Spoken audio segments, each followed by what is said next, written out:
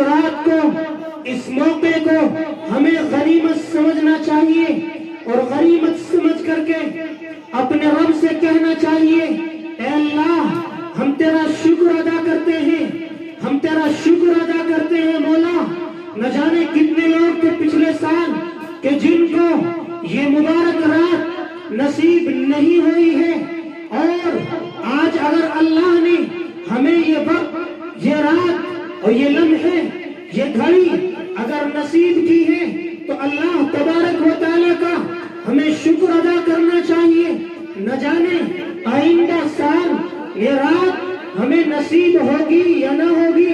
اور یاد رکھنا، جس طرح انسانوں کے لیے، مومنین کے لیے، مسلمانوں کے لیے، ہمارے لیے اس روئے زمین پر، اس دنیا میں، اس کائنات میں دو عیدیں ہوتی ہیں، ایک عید الفطر، ایک عید الاضحیٰ، جس کو ہم خوشی کے ساتھ مناتے ہیں، دھوم دھام سے مناتے ہیں۔ اسی طرح ایک اللہ کی نورانی مخلوق ہے جو نور سے پیدا ہے، جن کو ہم فرشتے کہتے ہیں۔ اللہ تبارک و تعالیٰ نے انہیں بھی دو عیدیں نصیب کی ہیں۔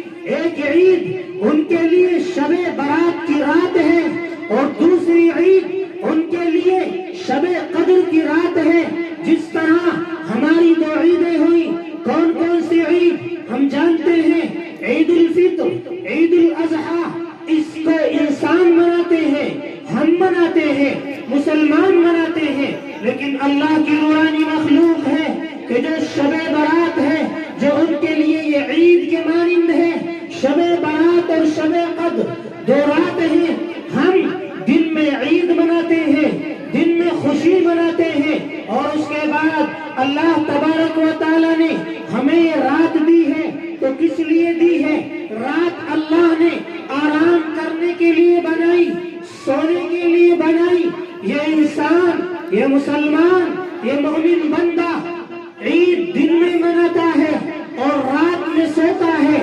لیکن عزیزو، وہ اللہ کی نورانی مخلوق جو سوتی نہیں ہے، جسے نیند نہیں آتی ہے، جو نور سے پیدا ہے، اللہ تبارک و تعالیٰ نے جس کام پر انہیں لگا دیا ہے اور جس جگہ ان کی ڈیوٹی لگا دی ہے، اگر کوئی سجدے میں ہے تو سجدے میں ہی رہے گا، اگر کوئی قیام میں ہے تو قیامت تک قیام میں ہی رہے گا۔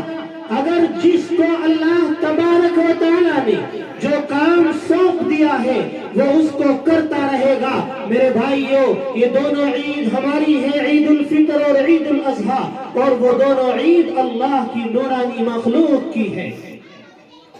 تو اللہ تبارک و تعالیٰ نے ہمیں یہ رات نصیب کی ہے۔ یہ شعبان کا مہینہ چل رہا ہے۔ میں نے آپ حضرات کے سامنے اپنے